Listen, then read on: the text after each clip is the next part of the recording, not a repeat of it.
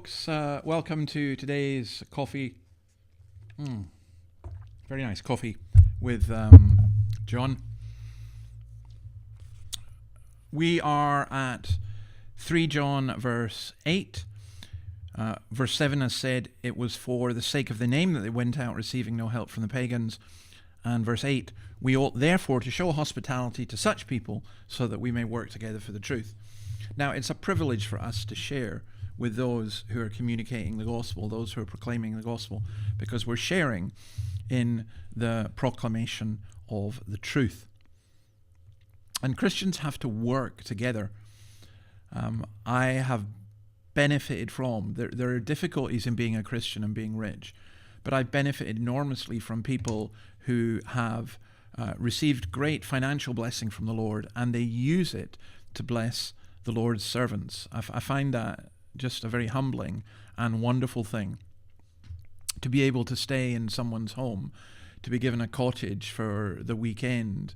One man even at one point, a lovely Dutch brother, a very good friend of ours, lent us his boat for a week, and we didn't even know how to sail, and we said, well, what happens if we crash? He said, well, you crash it, so what? It was just lovely to be able to share in that way. And we show hospitality. Now, I think it's important here when we say to such people so that we may work together for the truth.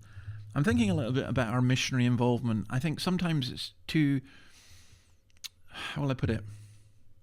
It's too simple that we just give money to a missionary society and then people have to go around and fundraise and do all the rest of it.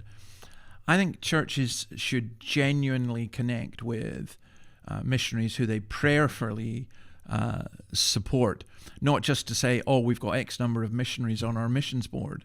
I remember one church I went to, and they were boasting about having 100 missionaries, but how many of them did they pray for? And it was all a relatively small sum, $3,000 each. And you might say, well, that was great missions giving, but each of these missionaries had to spend time accounting for that and appealing for funds elsewhere. I thought they would have been better just cutting themselves back to about 10 people, significantly supporting them and making sure they had an ongoing relationship with them.